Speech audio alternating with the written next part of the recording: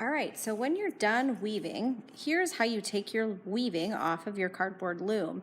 So I've got my design. I did a nice diagonal box weave. To take it off, I'm just going to take a pair of scissors and slice on the back of my loom.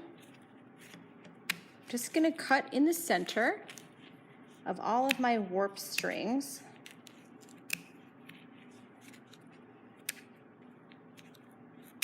Okay, so cut right in the center of all of your warp strings. And then what you're going to do is take two of your warp strings, pull them off of those little notches that you made before, and then just very carefully do a double knot. So take those two, tie it pretty tight, okay?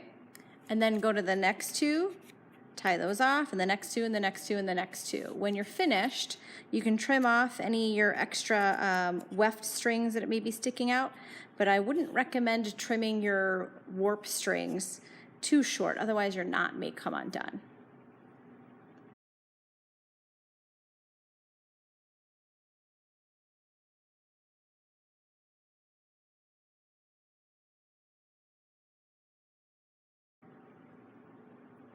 So we just finished tying all of my warp strings, and you can see I have one extra warp string left. I had an odd number. So what I'm going to do is I've already tied these two together, so I'm just going to take this extra tail and I'm going to tie it with the one that just happens to be next to it.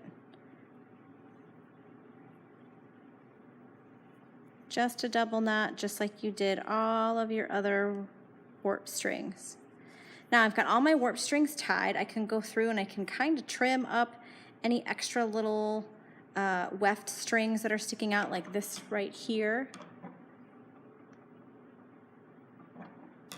Not loving that, so I'm just going to cut that off. This other little blue one here, snip that off, and this other little blue one.